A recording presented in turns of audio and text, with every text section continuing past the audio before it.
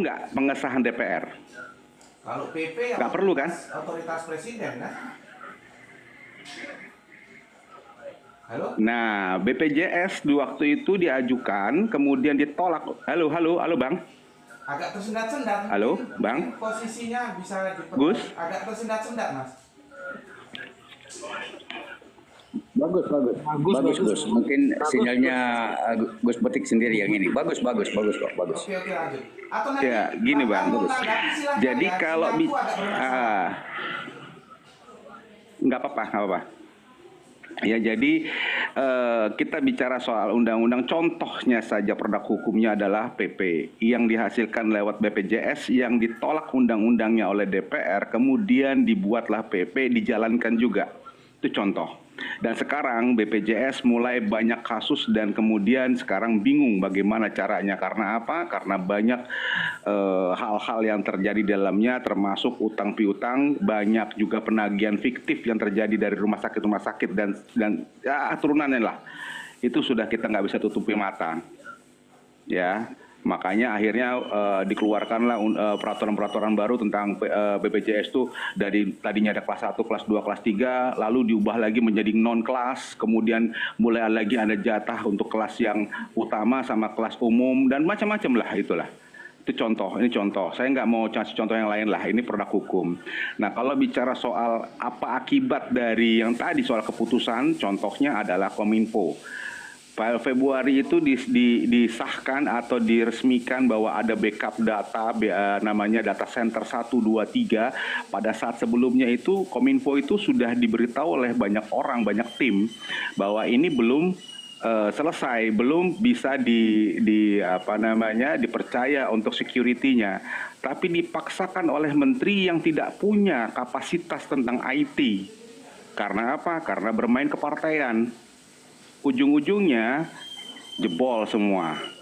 Nah, syukur alhamdulillah ternyata kementerian-kementerian ini tidak mempercayai Kominfo, sehingga mereka tidak memberikan data yang sebenarnya. Gitu loh Bang, ya. Ini jujur, ini yang saya langsung ketemu langsung, jadi bukan opini, beda dengan opini Bang ya. Dan perlu Abang ketahui, yang jadi Dirjen Imigrasi itu adalah mantan bos saya, Silmi Karim, dan yang menjadi tim ahli security yang di BSSN yang namanya Pak Pratama, mantan murid saya untuk masalah hacking dan security Bang. Silakan Bang Al. Ya. Jadi kalau saya tangkap itu ada produk hukum yang yang dianulir gitu ya, sehingga melahirkan keputusan baru yang dianggap tidak sesuai dengan perwakilan hati nurani rakyat. Kurang lebih begitu Bang Ruya. Sebenarnya bukan dianulir Bang, tetapi pintarnya Mr. J itu tahu tentang turunan produk hukum, itu aja, bukan dibeli ini Bang. Oke, baik. Jadi begini, ya saya akan tanggapi ya. Kalau menurut saya itu begini ya. Yang pertama, kalau di dalam negara demokrasi, memang itu kan kepemimpinan tertinggi itu termasuk ada pada presiden. Makanya dia diberi hak prerogatif untuk membuat kepres itu. Itu satu, kita harus pegang dulu itu satu. Artinya itu memang domain dia. Terlepas apakah nanti ke produk yang dia keluarkan itu berpihak kepada masyarakat atau tidak gitu. Itu satu dulu ya. Karena itu memang domain dia di situ. Dia diberi kewenangan di situ. Dan itu pemberian itu sudah disepakati oleh masyarakat. Artinya oleh pemerintah kita sudah memberikan itu kepada dia sebagai mandat gitu. Dia boleh mengeluarkan itu. Jadi ketika dia mengeluarkan itu statusnya itu legal. Tidak melanggar hukum. Itu satu dulu. Terlepas produknya itu berpihak atau tidak ya. Tetapi itu memang domain dia gitu. Artinya kalau dalam kaidah fikih agama itu dia boleh membuat ijtihad, keputusan sendiri untuk melaksanakan untuk melakukan sebuah tindakan yang menurut dia itu menyelamatkan negara. Itu menurut dia gitu sebagai pemimpin. Terlepas kalau ijtihadnya itu benar, kalau dalam fikih kan dia dapat 1 pahala, 2 pahala. Kalau dia salah dia dapat 1 pahala. Dia tetap diberi ganjaran, tergantung dari niat dia. Nah, permasalahan masalah niat kan kita tidak bisa menjudge. Karena niat itu letaknya tersembunyi di dalam hati, hanya dia dengan Allah yang tahu. Nah, jadi kalau dia itu berniat curang, maka Allah tahu niat dia itu.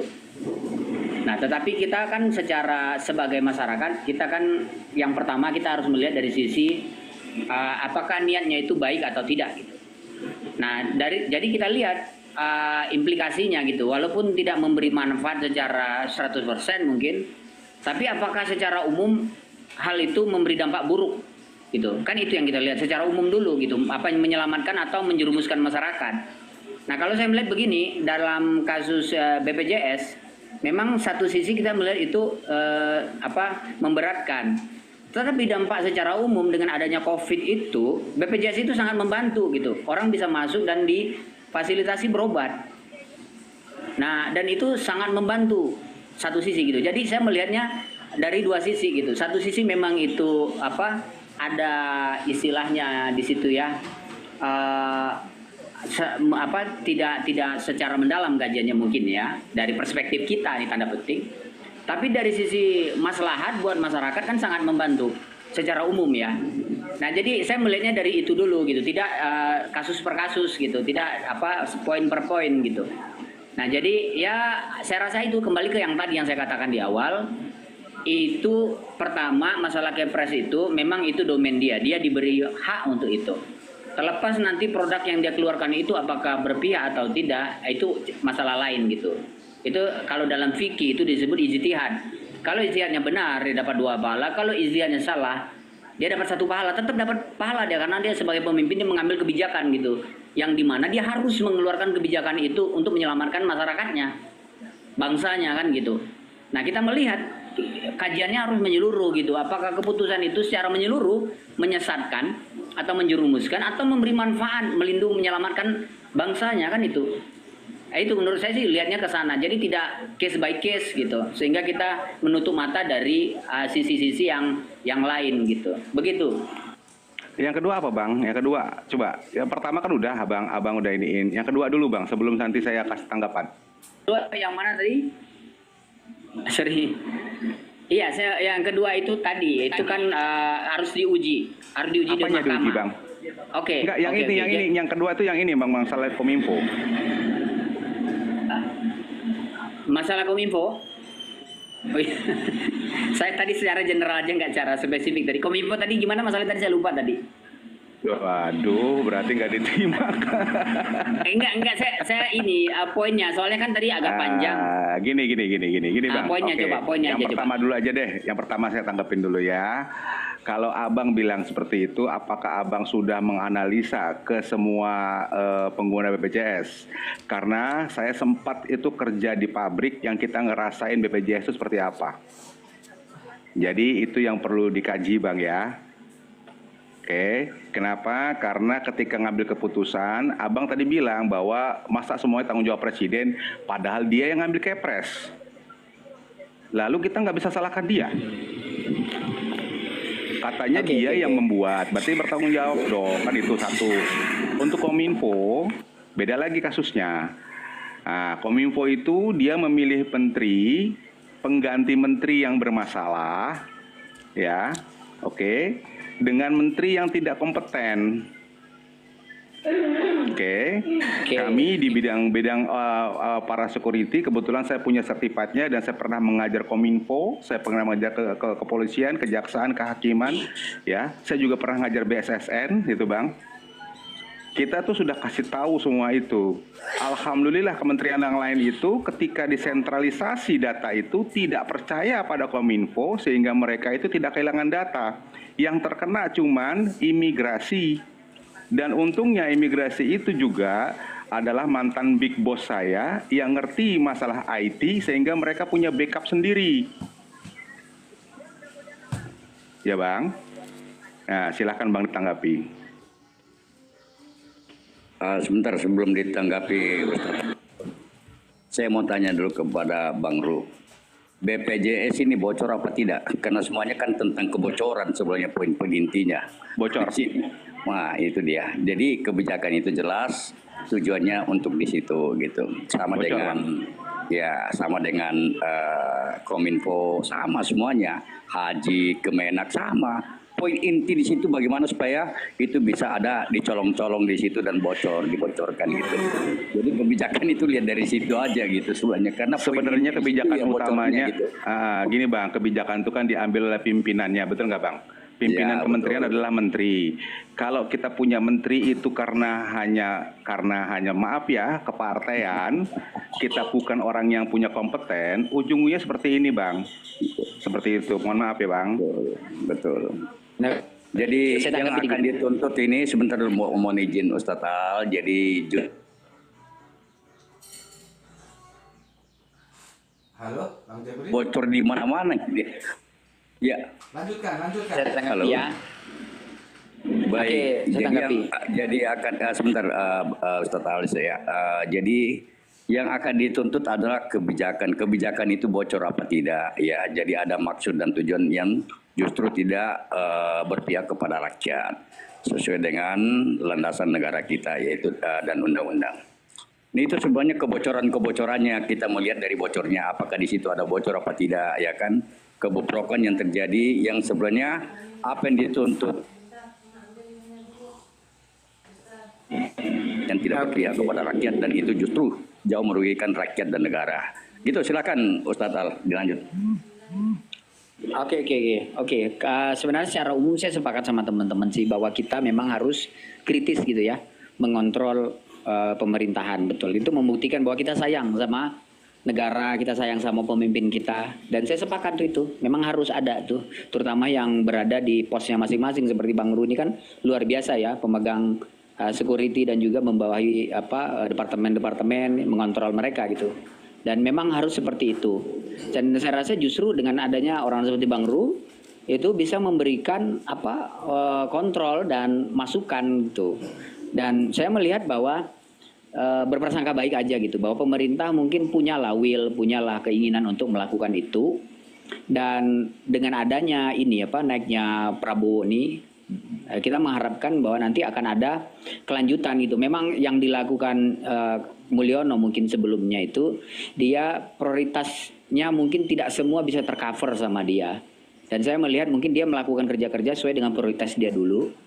Adapun hal-hal yang mungkin masih bisa dia skip dulu, tunda itu ya itu di skip dulu gitu, sehingga itu mungkin tidak membahagiakan semua pihak kan begitu.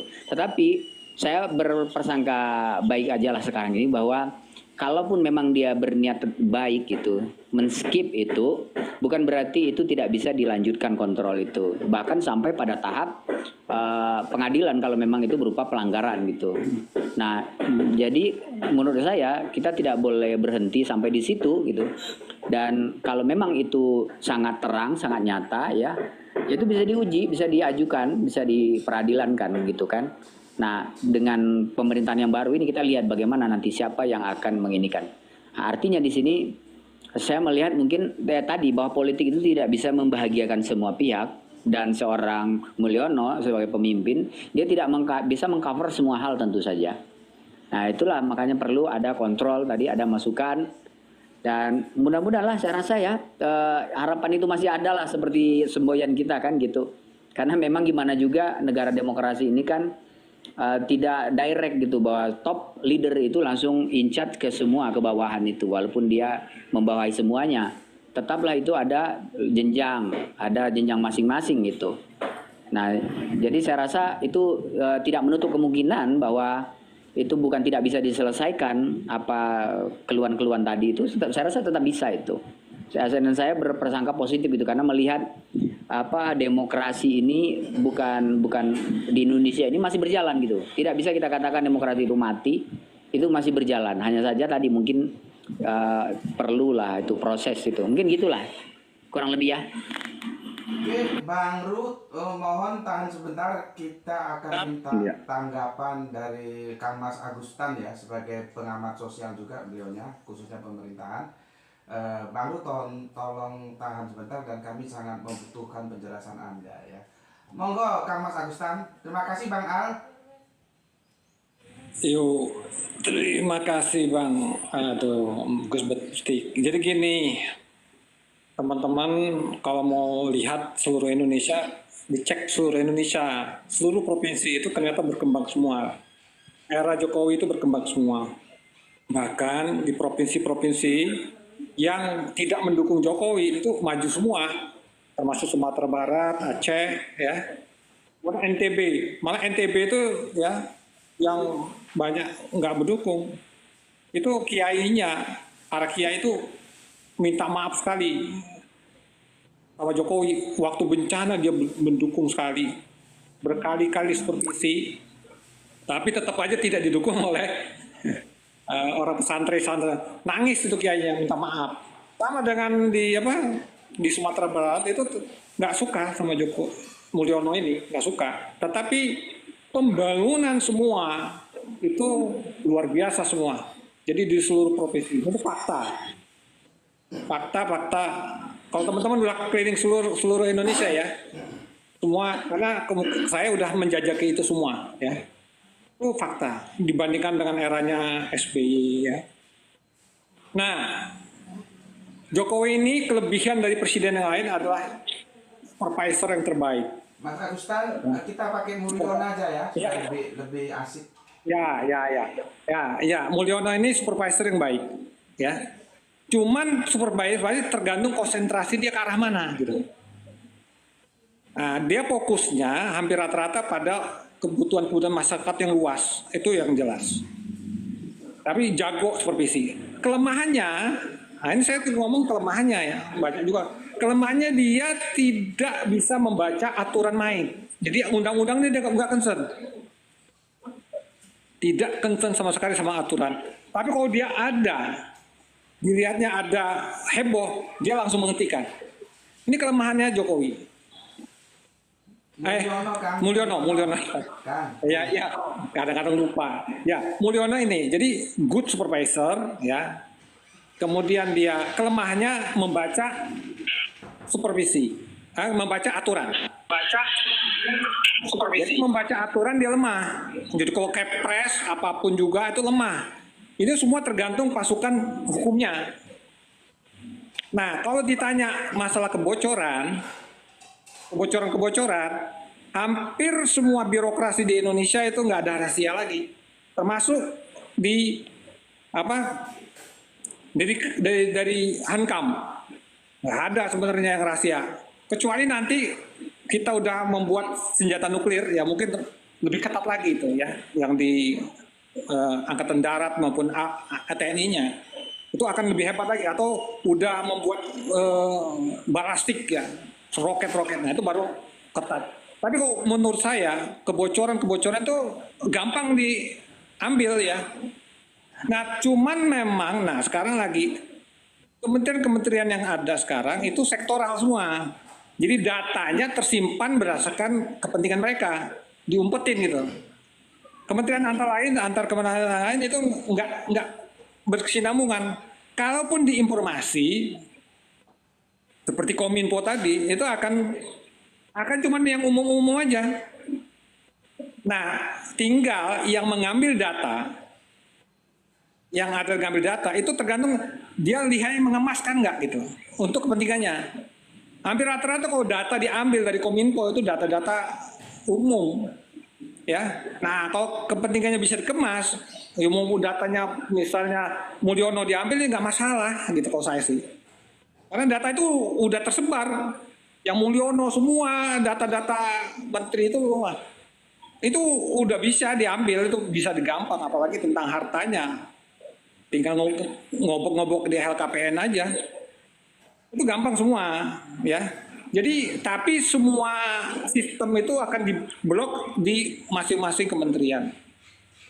Jadi, kembali lagi, kalau kita melihat ini, pokoknya presiden yang terbaik, dari yang saya amati, dari Soekarno maupun sampai sekarang, itu memang yang jago supervisi, yang jago kontrol adalah si Mulyono. Sayangnya cuman dia dikelabui semua aturan-aturan. Aturan BPJS dan aturan lain itu dikelabui. Siapa yang kelabui? Itulah yang orang-orang yang berkerah putih di bawahnya. Tapi kalau dia ada presiden langsung cabut dia nggak mau gitu. Begitu juga yang sekarang undang-undang rampasan itu karena ada kepentingan-kepentingan. dari pihak-pihak oknum-oknum hukum. Bisa cegah itu. Semua permainan hukum. Jadi sekarang untuk bermain tentang politik dan kepentingan itu diaturan. Peraturan itu dibuat sedemikian rupa untuk masing-masing kepentingan. Kemarin misalnya pasir, ya, pasir laut, itu ada kepentingan, dirubah dia. Nah sekarang mungkin dia sekarang dicegah nih, karena dia tahu itu ada kepentingan-kepentingan. Tentu aja dari partai politik. Yang banyak yang bernaung adalah partai politik, itu ada kepentingan masing. Jadi makanya partai politik punya landasan untuk menjadi menteri atau minimal kepala-kepala atau wakil presiden itu karena ada kepentingan-kepentingan yang tersembunyi. Itu aja. Terus betik.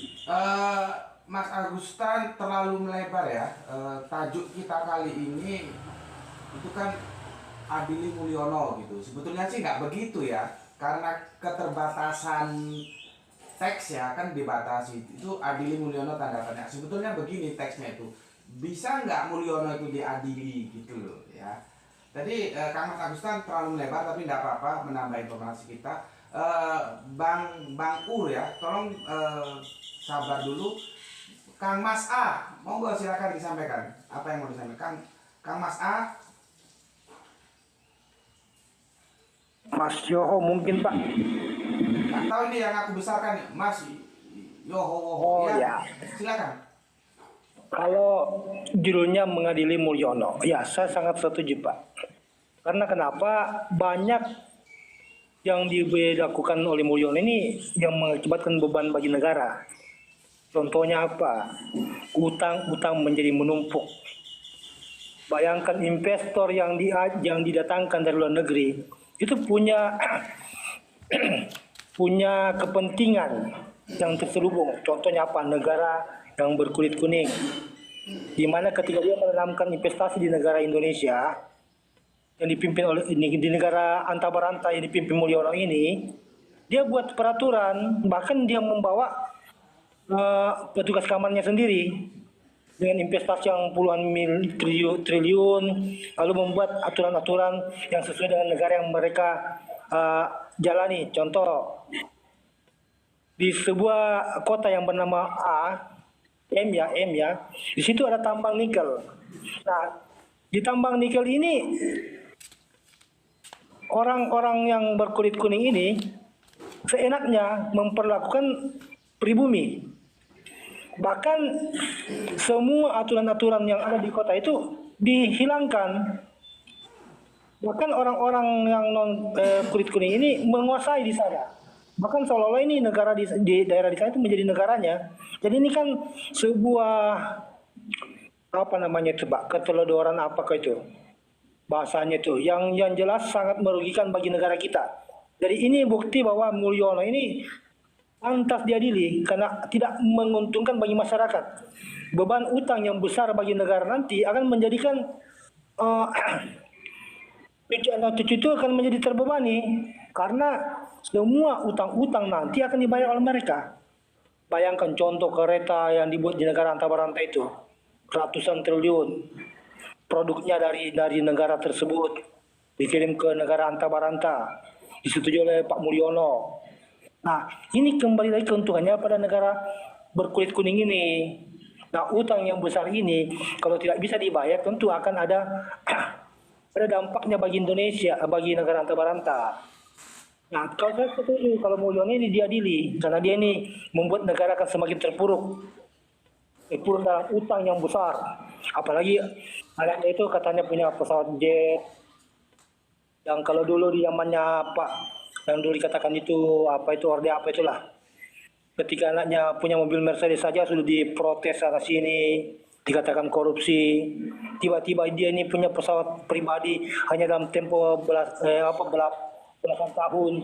Dari seorang penjual martabak punya ruko banyak, puluhan ruko, bisa membeli pesawat jet pribadi. Ini kan jadi lucu ini. Uangnya dari mana coba? Jadi ini ada indikasi yang namanya KKN.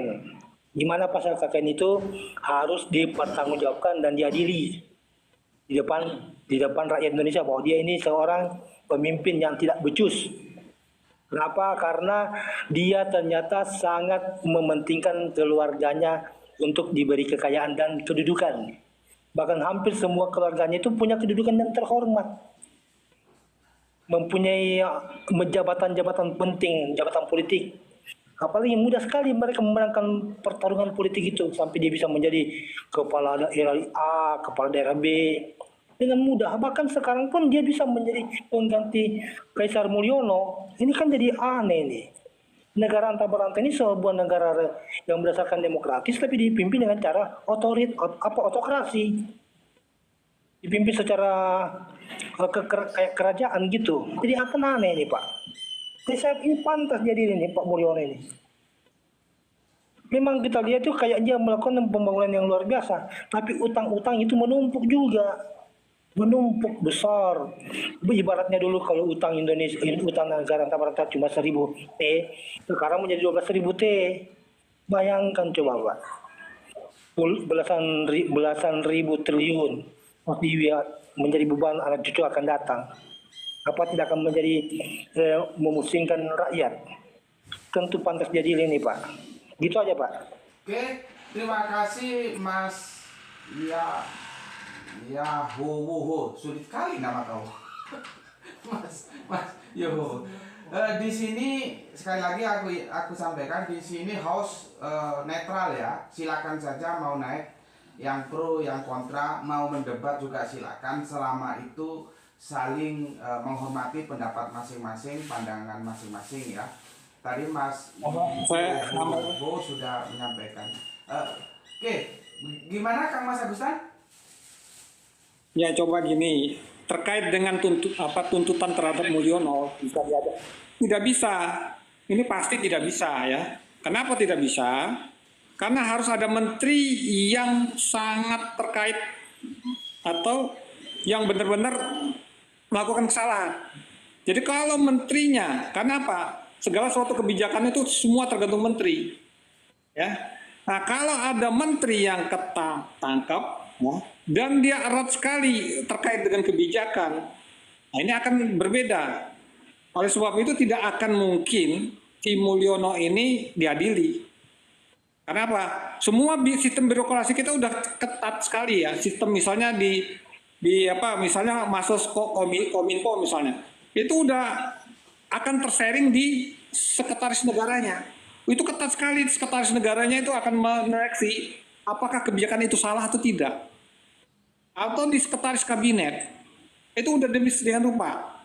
Nah kecuali misalnya ada suatu hal yang terkait dengan rahasia atau kebijakan yang salah di kementerian, dia langsung di KSP langsung di KSP itu kepala staf ya, kepresidenan.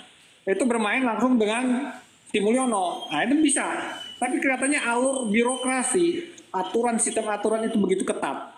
Jadi kemungkinan yang paling besar tetap aja adalah di kementerian. Kementerian inilah yang sebenarnya dipegang masing-masing partai. Makanya ada kasus-kasus seperti kemarin-kemarin yang ditangkap menteri itu tidak akan masuk di level Mulyono, tidak akan bisa.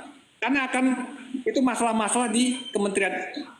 Karena kebijakan kementerian itu paling fundamental untuk menghasilkan uang-uang, cuan-cuan, ya. Yang seperti pasir kemarin itu cuan-cuan, disitulah. Jadi tidak akan bisa diadili. Lanjut. Oke, terima kasih teman-teman. Gus Butik bisa saya tanggapi. Sebentar.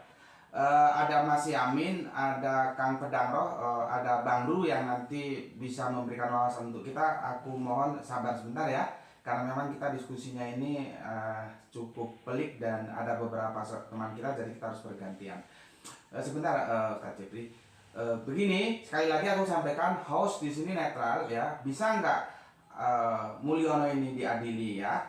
Yang bisa monggo naik, yang nggak bisa juga monggo naik, nggak ada masalah. Kan kita mendiskusikan secara apa ya, bukan maksud ada kepentingan gitu loh ya. Kita ini negara kita menjadi lebih baik gitu ya. Tadi Kang Mas Agustan dengan tegas mengatakan tidak bisa diadili gitu ya. Cuman aku belum tahu alasan yang paling tepat apa kok nggak bisa diadili. Nanti mungkin bisa dijelaskan oleh Kang Mas Agustan. Sekarang Ustadz Jepri, monggo Ustadz Jepri. Baik, terima kasih. Saya dengarkan penjelasan dari Ustadz kita Agustin, saya jadi bingung.